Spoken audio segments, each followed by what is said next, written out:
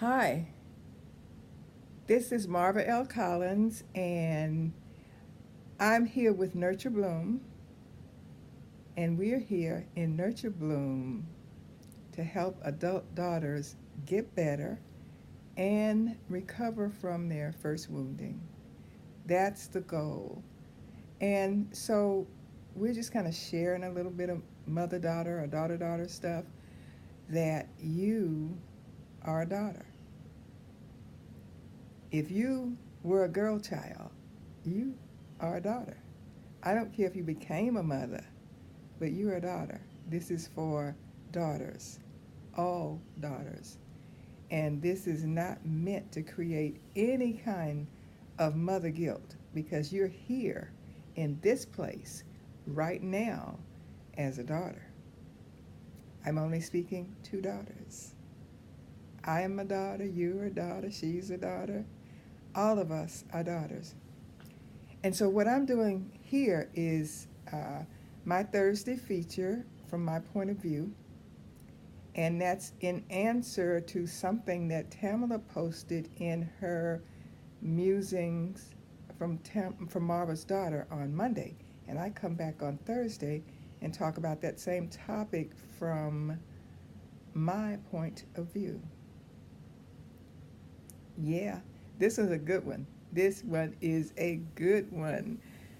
Mom in the bed. This is a very good one. So let's get to it. Okay, Tamara talked to you Monday about sneaking out of the house to go to a party and having some ingenious or genius friend tell her the way to trick me was to make a bundle in her bed to look like a person so that I wouldn't know that she was gone. Did Tamla forget who she was dealing with? Did she really get amnesia and really think that that was going to trick me? That when I came over to check on her, I was just going to poke my head a little bit into the door with the lights off and say, "Oh, there she is." Yeah, yeah. Unbelievable that she would let somebody convince her to do that. Because she knew me. Her friend didn't know me. She knew me. So, this is from my point of view. I told Tamala she couldn't go. I told her she couldn't go. So, she created this thing and went. Now, I went every night to check on Tamala because the way our house was set up, where her room was like an apartment over on the other side of the house. I guess at some point it was a maid's quarters. So she was way on the other side of the house from the rest of us. So I went to check on her. I had to go through how far she was away from us. I had to go through the family room, through the kitchen, through the laundry room, past her bathroom to get to her room. So of course I was checking on her. And also the way the house was shaped, my bedroom window was here and her bedroom window was here. So I could see out of my window what was going on as far as the lights was concerned in her room. So anyway, I get up and I what I did first, I noticed that I didn't see any lights come on. I noticed that it was early for lights to be out. So anyway, I went and I said, "Well, let me go check." So first thing I do when I get in the room is flip on the light. Duh. Flip on the light and see if she's okay because I haven't seen her for a while. I see this thing in the bed. I didn't even have to uncover it to know what it was. So my immediate thought is, what do I do? Do I get in the car and go find her, which meant that I had to load another one in the car to go find her. So I decided against that. So what I did was I just got in her bed and was there when she came home. I'm telling you, I wish you could have been there. I wish you could have been there. And her sneaking in the bed and getting ready to get rid of this thing that she had in there. And because I had my head covered, she lifted it and I raised up and there I was, right there. I didn't have to punish her.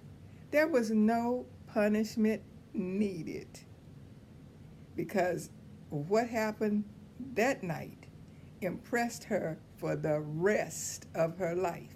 She got a life lesson that night. So I got up. Yeah, of course, she had consequences, but I didn't do any yelling and screaming or any of that. I just got up and went back to my room and went to bed and left her in her room to think about it because I hadn't decided on consequences at that point, and I don't remember now what those consequences were. But always, there's that word again, but more often than not, using a creative approach to get your message across and to teach your children a life lesson is gotta be the best, because that every spanking that they got, they don't remember. They remember some that were memorable, but when they get a real life hands-on lesson, they remember and they learn a little something. They learn a bit. Tamla, I got her own phone. This was before cell phone time. This was a phone connected to the wall. No, it wasn't. You could unplug it. You could take it out. And what started to happen was, because she had this apartment on the other side of the house, she started come home from school, eat, do whatever she had to do, and she was in her room the rest of the night talking on the phone to her friend.